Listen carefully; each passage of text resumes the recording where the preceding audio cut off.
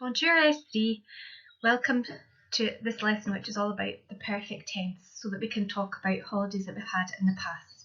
So far we've been talking about what we normally do, where we normally go and that kind of thing. So all that vocabulary will still be useful, but now we want to learn how to talk about it to say that it's something that you have done. And the grammar point that we need for this is the perfect tense. And in French there are quite a few different past tenses, and the perfect tense is the one that we use to describe something that is a completed action in the past. Okay, so let's get started with the explanation then.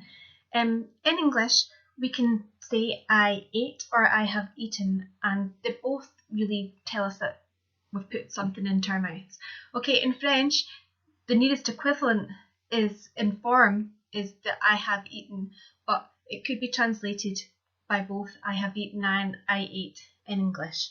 Okay, but just to try and get you to see the similarities between the French language and what we say in English. Okay, so to form this tense, what you need first of all are the subject pronouns that we use normally when we're conjugating any verb.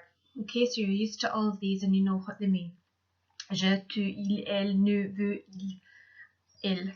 Okay, and along with that, you want the verb avoir, so the verb to have, which is one of the ones that you would have learned really early on in French. Okay, so j'ai, tu as, il a, elle a, nous avons, vous avez, ils, elles ont.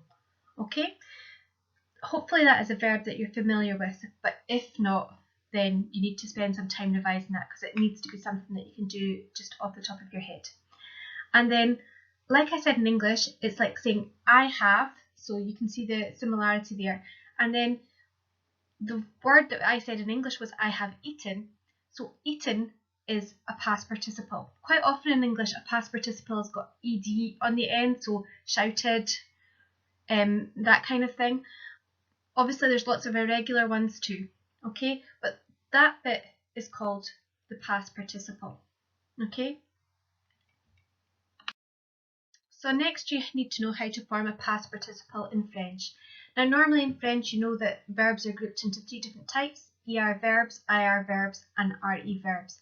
And the past participle is different for each of the three categories. So just like I said that quite often in English it's ED as in shouted, but I also mentioned that you could say I have eaten. So there it's EN in English. Okay, so there are differences in English just like there are differences in French. Okay, so for ER verbs, to get the past participle, all that we do is to take off the ER off the end. So for instance, if you take a verb like aimer, but it could be jouer, visiter, those kind of things, you're taking off the ER off the end and you're adding an E with an acute instead. So you've got aimer. Next group of verbs is the IR verb. You take off the IR off the end. So for instance, you've got the verb finir, to finish, and you add just the I back instead. So fini. So it'd be like j'ai fini, tu as fini, il a fini. And then if you add an RE verb, you take off the RE off the end and instead you add a U. So biggest difference here, répondre goes to répondu. The most common verbs are going to be the ER verbs, so that's the one that you're going to use the most often in this, but you will see the other varieties too. Now, as I mentioned in English, there are lots of irregular ones. In French, that will be the case too, and unfortunately there's no quick fix for that, you just have to learn them separately, but we will come to those, and there will be certain ones that you use most regularly and they will be easiest for you to learn. Alright, in this first exercise, I just want you really to focus on the first step of forming the perfect tense. So we're really just looking at your revision of the verb avoir. So what is needed in each of the gaps is the bit of the verb avoir that goes with the person. So most of your sentences are starting with a subject pronoun, so an il or a je or a nous or whatever, and what you would be putting in space is il a, for example. And you can look back at the previous slide to see the verb avoir all typed out in front of you. What I want to draw your attention to are when you get to question 6 onwards, it becomes a little bit more complicated. Remember, if a sentence starts with a name instead of like a I, you, he, she, or it, you have to think about who is that talking about. So if it's somebody's name like Jean, you have to think that's the same as saying he or she. Okay? If it's Bob et Michel, again, that's two people, so we're thinking they. Okay? In number 8, you've got a different situation again. It's because it's a question and they have not started with a subject pronoun. But if you look at the second word beside the little dash, that is a subject pronoun. Tu, meaning you, so you would put in the part of the avoir that goes with that. Okay? Sophie et moi is a little bit of a tricky one too. Think about what that means. Sophie et moi is Sophie and me. So that would be the same as saying we. So you would need the part of avoir that goes with we. So normally the bit that goes with nous. Okay?